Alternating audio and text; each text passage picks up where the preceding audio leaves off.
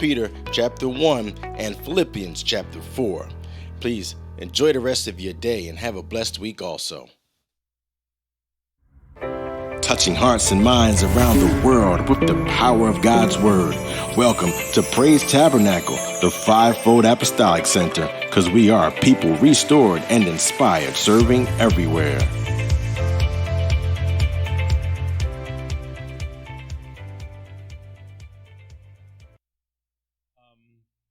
But this morning, before I even preach, this is Youth Sunday, and the youth are going to put on a very powerful play this morning. It's entitled Hem of His Garment. Actually, everything was in sync from the Easter play. And, you know, it was not coincidental at all that I had the kids do the woman with the issue of blood and not knowing that that would be part of the Easter play. So it's such a blessing. And the young lady I asked to do that, her mom actually played the woman with the issue of blood. So I'm like, wow. It's such a blessing. So give it up for the Remnant Rising Youth and Young Adults.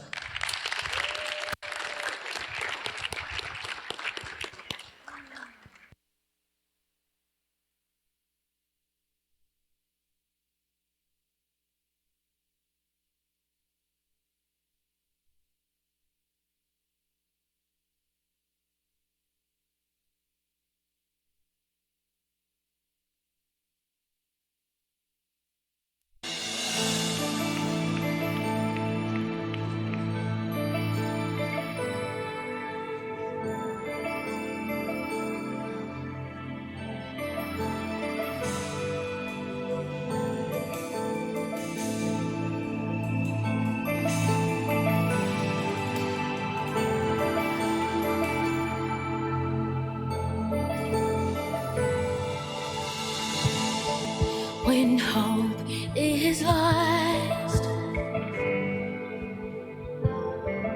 and you find yourself broken,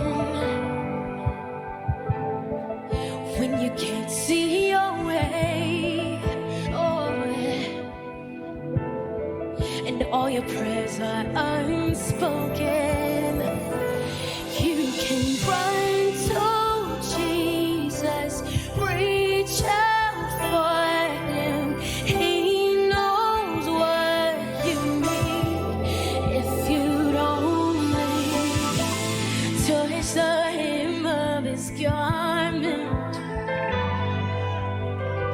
Just touch the hem of his garment, you'll be made whole.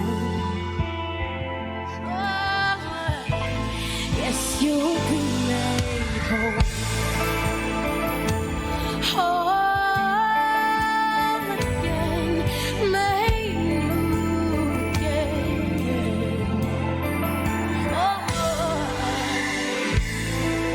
when you find it hard to see,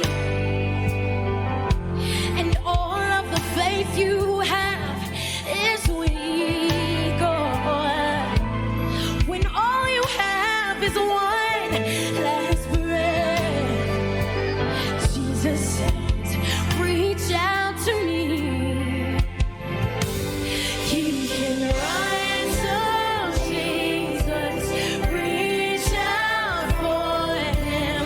He knows what you need. Oh, right here in his presence, his face brings healing, and he is all you need. Oh,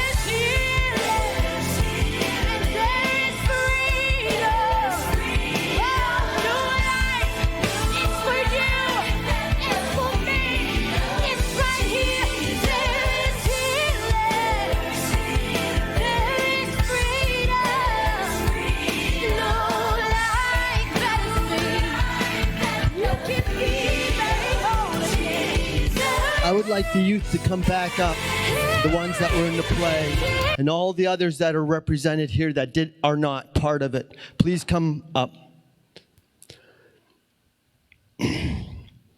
I sense the Lord wants to release in them what this play just demonstrated. Not only in them, but in us, but in them especially.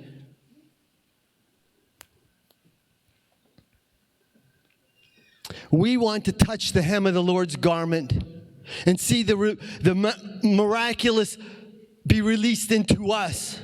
But God wants you to allow the miraculous to be released through you, each and every one of them. And I thank you, Father, that you this day are putting in them a spirit that says, I will be that. I will be your servant. I will allow the Spirit of the Lord to release through me so that I can touch and break the bonds of those in my sphere. Father, I thank you. I thank you. I thank you. Allow the Spirit to teach, to come into each one of you. And that you can be his voice. You can be his feet. And I stir the Spirit of the Lord up in you, each one of you, that when you see someone broken, when you're in school and the Spirit comes upon you, when you see the injustices, that you will rise, the Spirit of the Lord will rise up in each one of you, and you shall be the sons of the daughters of the Most High God. You are my servants, and I release you today.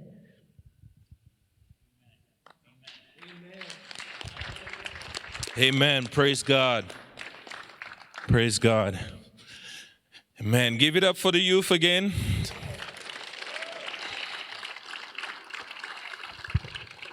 They're always so faithful in putting on these plays, skits, specials every youth Sunday. And it's not just them. I would like to thank the parents who are so faithful in bringing their kids for practice and getting them here early on Sunday morning. So it's such a blessing. So this morning, let's go right into the Word. Let's pray first. Father, we glorify you. We thank you for your love, your mercy, and your kindness. We thank you that you're such a good Father. Hallelujah. The song says you're a good, good Father. That's who you are. I bless you today, O Lord God. I pray for everyone under the sound of my voice. Hallelujah. In person, O Lord God, or live streaming, O Lord God. I pray in Jesus' name that they will receive not only just a word, but a touch from you this morning. A miraculous touch. I declare creative miracles this morning, O Lord God. Your word said, O Lord God, signs and wonders shall follow the preaching of your word, O Lord God. I declare in the name of Jesus this morning that signs, miracles, and wonders shall follow your word, O Lord God. They will accompany your word this morning. I pray that you anoint your word this morning. Anoint my voice, O Lord God. Anoint the hearers this morning. Hallelujah. I pray, O Lord God, that the word will not only captivate their attention, O Lord God, but it will affect change in their life, O Lord God. I glorify you. I exalt you, O Lord God. Lord, we need a fresh outpouring, O Lord God. It's easy to go into the protocol of things, O Lord God.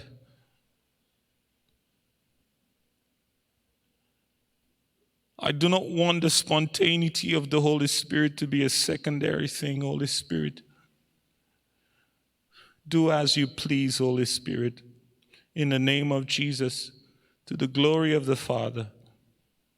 Lord, we bless you. We thank you in Jesus' name. And everyone say, Amen. This morning we're going to be talking about the nature of true virtue and power. And actually the scripture on there is not totally correct. It was supposed to be 2 Peter. But it's all good. So we will be talking explicitly about 2 Peter chapter 1. chapter 1, verses 3 to 10, where Peter was speaking to the church specifically about having virtue, adding virtue to your faith. So let's start reading. 2 Peter 1, 3 to 10. If you don't have your phone, your hardcover, follow on the screen. According as his divine power have given unto us all things that pertains unto life and godliness, through knowledge of him that have called us to glory and virtue. That word glory there is translated power. To him that have called us to power or glory and virtue. And that word there, virtue, we all know is moral excellence. It's not just one side of the coin. It's twofold, glory and virtue, whereby are given unto us exceeding great and precious promises, that by these ye might be partakers of the divine nature, having escaped the corruption that is in the world through lust. And besides this, giving all diligence, add to your faith virtue. That word virtue just keeps on popping up.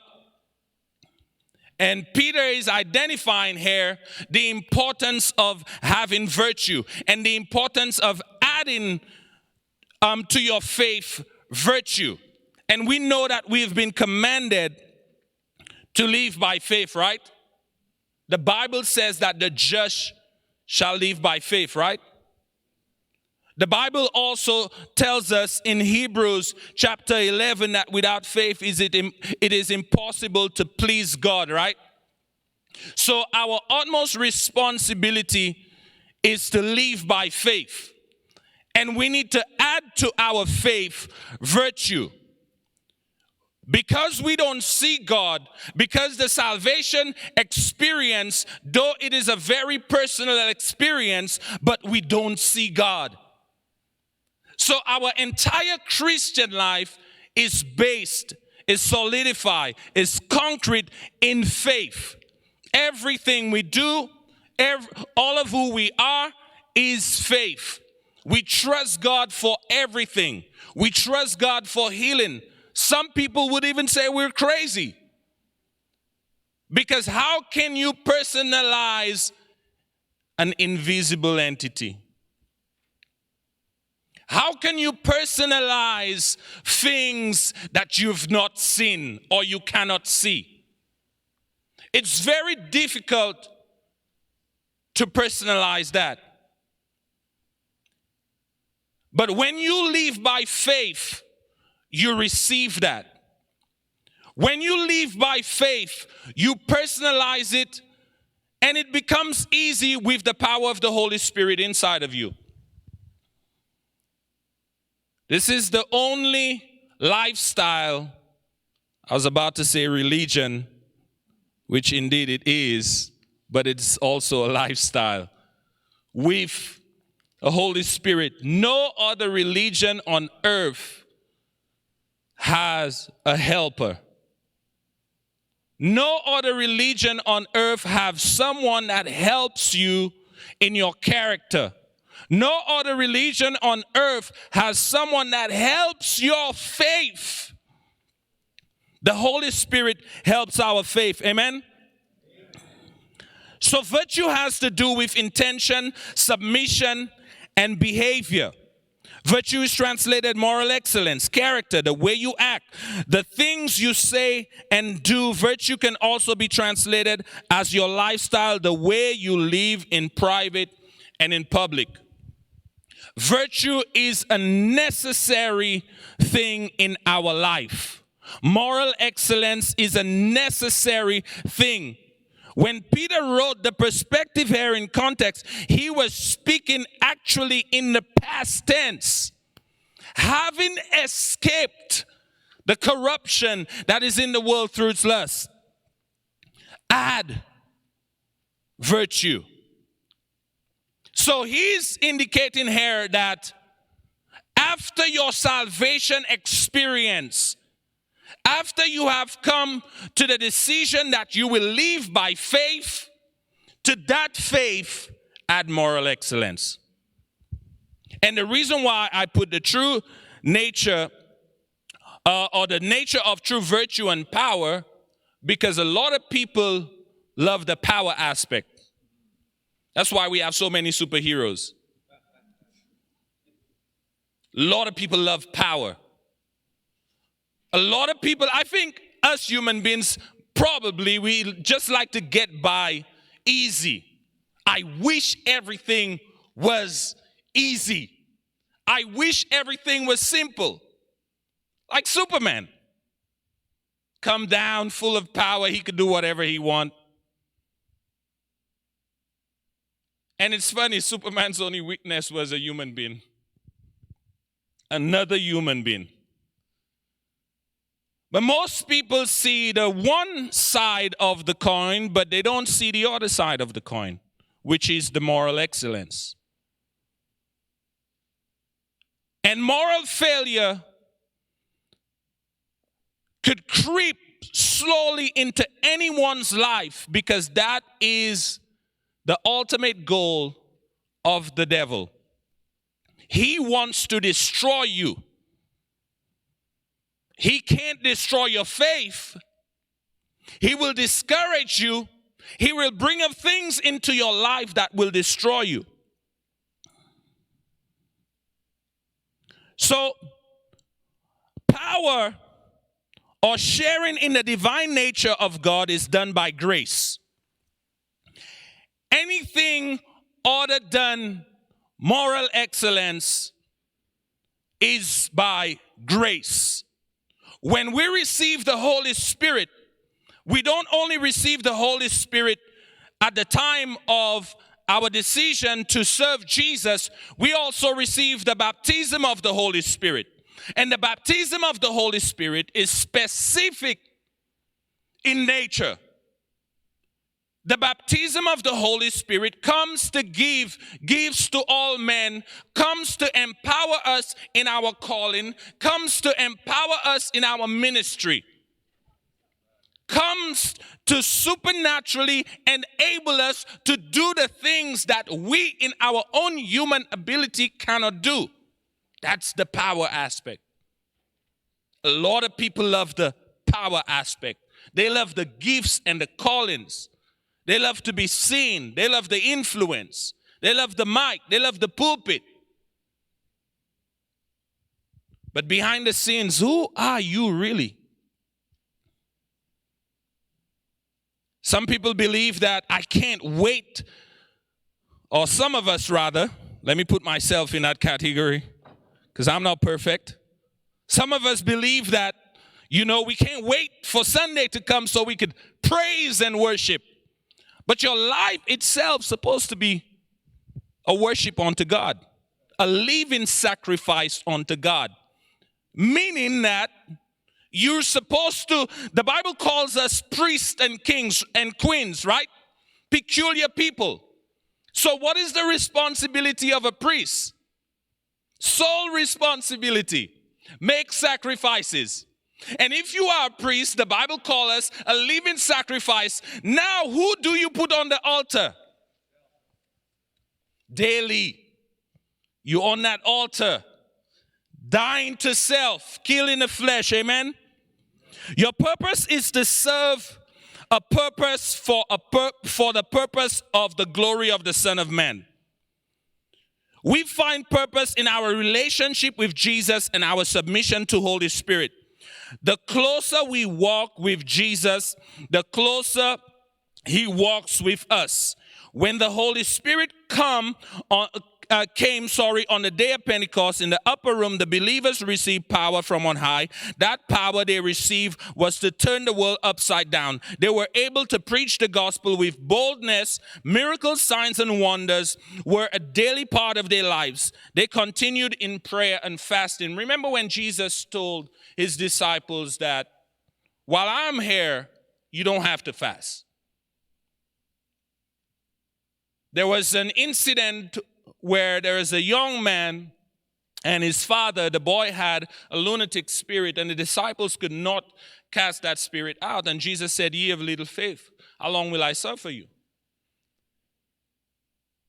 And the father said, "I brought him to your disciples. They couldn't cast him out." Jesus rebuked them or instruct them, kind of chasten them or discipline them or reprove. And he said to them, "Howbeit some things come but by prayer and fasting." While Jesus was on earth, it was not necessary. But now that he's not there, we are the body of Christ. It is necessary for us to fast and pray. Fasting and praying is a necessary virtue. I count it a virtue. We get to represent him and use the authority. We get to represent God and use his authority based on our relationship with him. Virtue is viewed as the habitual capacity of a person to respond freely and consciously to a situation in a manner that reflects and intensifies his conformity to Christ. Your virtue must be submissive to Christ. That is why the virtue is called the character or the fruits of the Holy Spirit. And it is only the Holy Spirit that is able to supernaturally produce that fruit. To the degree that you are yielded to the Holy Spirit, you produce. Amen? A person with moral integrity abides in the presence of God. God loves moral integrity. He loves it so much, he decides that, you know what, I'm going to help you. Because you're not perfect, and I know you fall short. Don't try to be perfect, because you're going to make it worse. So, I will send the Holy Spirit to help you. Not just to help you receive me into your life, which is a salvation experience. I'm going to ask him to help you each and every day of your life to the degree that you are yielded. We must be yielded. Francis Chan wrote a book called The Forgotten God. Most people talk about Jesus. And in some circles, that is regarded as oneness theology. It's all about Jesus. Nobody else. They don't talk about the Holy Spirit at all. It is not a separate entity. It is as much Godhead as Jesus is Godhead. So the Holy Spirit is responsible for preparing the bride of Christ, preparing the body. Amen? We have to learn to discipline ourselves to advance the kingdom of God. We have to walk with excellence as we express the fruits of the Holy Spirit in our daily walk with God. Proverbs 31:10 speaks about a virtuous woman is very difficult to find. Her price is more worthy or more excellent or worth more than rubies. At that time, rubies was regarded as probably the top tier of currency. She's worth more than rubies. And the Bible gave a whole list of things in Proverbs 31:10 and onwards. You could get context from the beginning of the verse, probably 8 and 9. And you could read it down and see if more people, and this is not just for women. Because sometimes in marriages, us husbands, we get a little cocky sometimes. When our wives do something that is not very pleasing. Well, the Bible spoke about a virtuous woman, and you're not virtuous right now. What about you, old man? Let's generalize that. Let's make it unisex. A virtuous person is very difficult to find.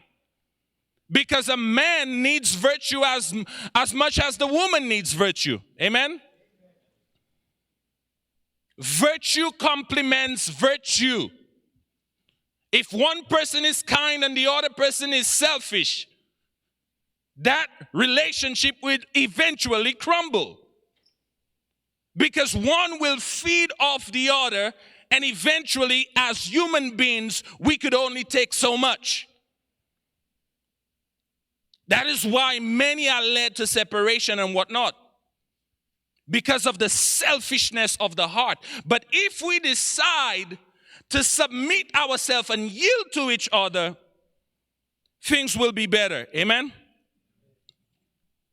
The word virtuous also meant to practice our moral duties and abstain from vices. When Solomon was talking about the virtuous woman, he was also talking about the abstinence from certain vices, submitting to God and her spouse. Amen? That person can also operate in his God or her God-given gifts with the power of God without the fear or concern of God not showing up because of the glory that has been restored to us to do so. 2 Peter 1 to 5, verses 5 right there, and this is 5b. And to virtue, knowledge. And to knowledge, verses 6, temperance, self-control. And to self-control, patience, perseverance, or the translations. And to patience, or perseverance, or endurance, godliness, which is also translated righteousness. And to godliness, brotherly kindness, and to brotherly kindness, charity. Those are all virtues. I don't know why Peter individualized them. He could have just said, add to your faith virtue, and move on to something else. But he decided to list them individually because sometimes we are hard of hearing. Sometimes we pick and choose. Well, I may not be as kind, but, I'm a lover. I could love somebody, let me tell you. I may not give to the poor, but I got the best brotherly kindness you could find. I may not be patient, but I got a lot of knowledge. A lot. The Bible says knowledge is puffed up. He listed them because they are of equal importance. You cannot do with just one. You need all of them. Amen? So here, in faith, Romans 1:17, for the gospel reveals the righteousness of God that comes by faith from start to finish, just as it is written. This is for you to write down. The righteous or the just shall live by faith. It is a mandate. And going down to knowledge, this is what the Bible says about knowledge. Proverbs 10:13 to 14. On the lips of the discerning, in the Amplified Version, skillful and godly, wisdom is found. But discipline and the rod are for the back of the one who is without common sense and understanding. Wise men store up and treasure knowledge in the mind and the heart. But with the mouth of the foolish, ruin is at hand. The wise woman and the wise man cherish the knowledge of God, because that is Solomon's perspective here. He's referring to not just the knowledge of things, because it is God that gives you the ability to know and understand things. He's talking about, our primary responsibility, or first things first, is having the knowledge and the wisdom of God. Knowing God first, then we know everything else. Making God our responsibility. It is well good to receive associates, bachelors, masters, doctorates, and onwards. Some people, I just spoke to a pastor friend of mine, and he has a double doctorates, and he's written almost 11 books. I'm like, wow, this is very, very good. This is so good, man. You're doing great. But with all of that knowledge, and you're a horrible human being, it's worth nothing. With all of that wisdom and understanding, and you cannot understand that you are responsible to show the virtues of God, it is nothing. Charity never fails. Paul lists a number of gifts, and he said in 1 Corinthians, he lists a number of gifts, and he said, of all of these gifts, love is the ultimate. Love for God and love for our brothers and sisters. When the Pharisees and the scribes tried to trap Jesus, and they asked him, which is the greatest commandment? And he said, all of the commandment is summed up in two. Love the Lord thy God with all your heart, your mind, your soul. And love your neighbor as yourself. So what Jesus did is to love God whom you cannot see and love your brothers whom you see. If you say you love God whom you cannot see and you hate your brother whom you see, the love of God is actually not in you, and you're a liar. So the reason why the perspective is in this way, it is because it is easier for us to love our brothers and sisters. Because when we do, we show love to God. It is out of our love towards one another that we show love to God. The Bible said, let your love be shown amongst each other, so that men may see and glorify God. They will actually glorify God because of the way you treat your brothers and your sisters. Amen? And going down, let's go down to brotherly kindness in Philippians 2, 1-3. So if there is any encouragement in Christ, any comfort from love, any participation in the Spirit, any affection and sympathy, complete my joy by being of the same mind, having the same love, being in full accord or in one mind, one accord. Do nothing from selfish ambition or conceit, but in humility count others more higher than your own self, significant than yourself. Let each of you look not only to his own interest, but also to the interest of others, having this mind among yourself, which is in Christ Jesus. He's actually saying brotherly kindness is in Christ Jesus.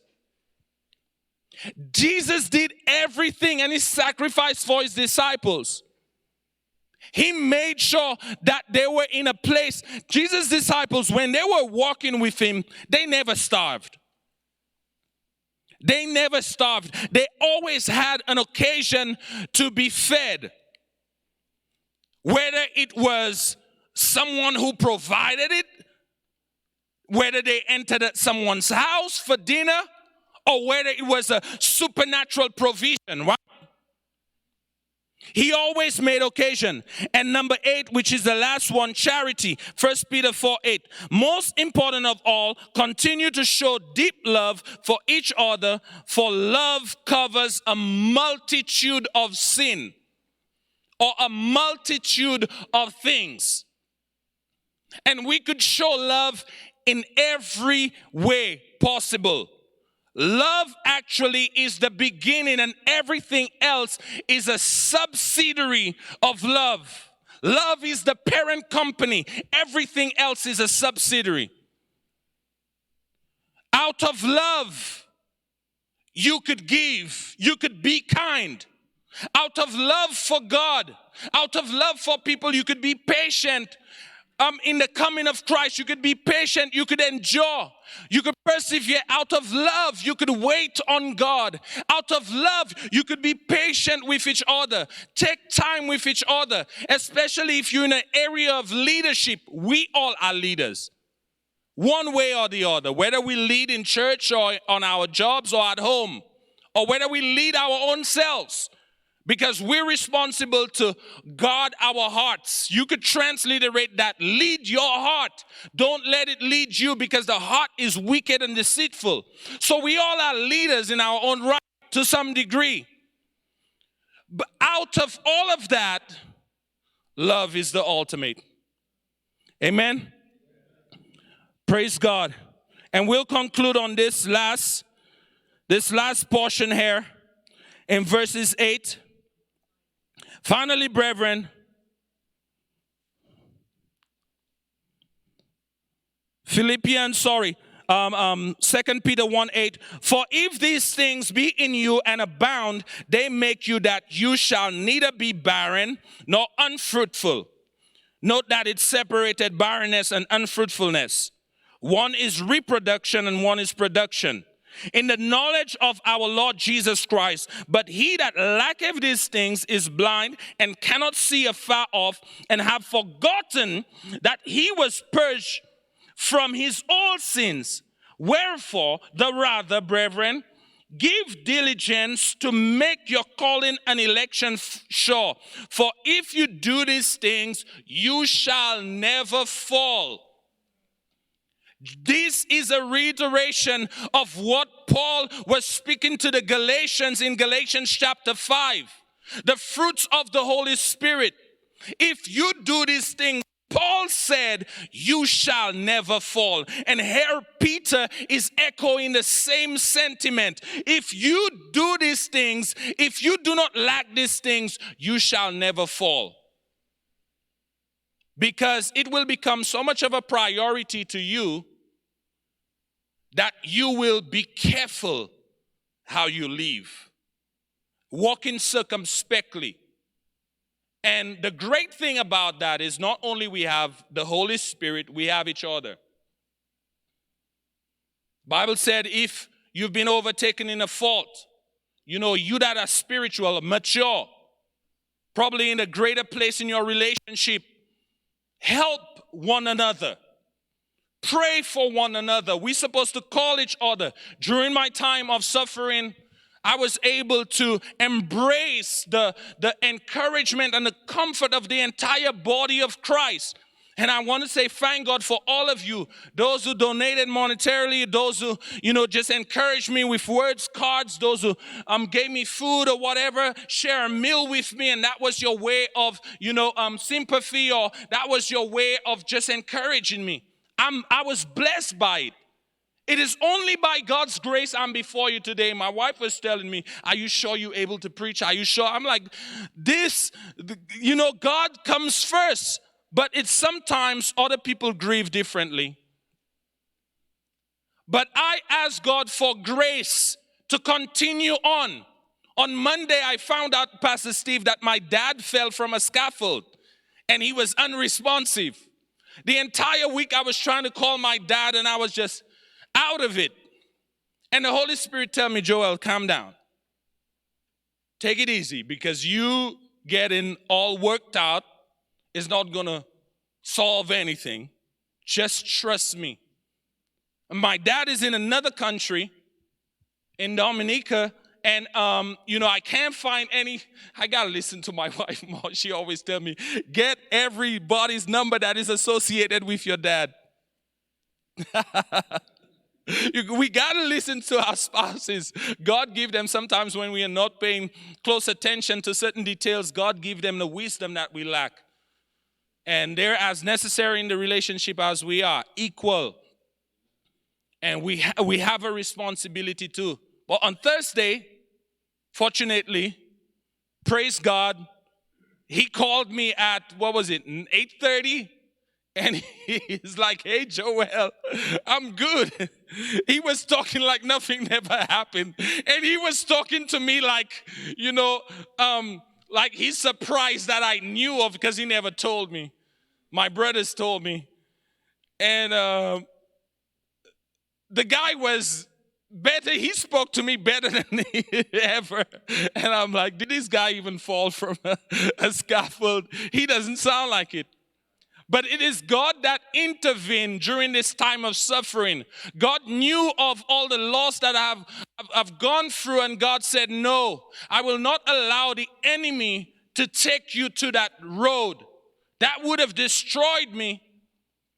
But God said, no, I will preserve you.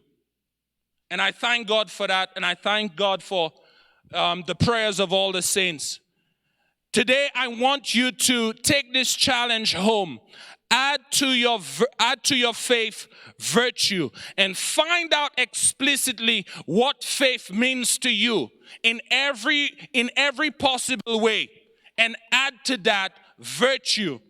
Define virtue in your life in every subcategory that Peter spoke about, and add it to your life. Let's all stand, please.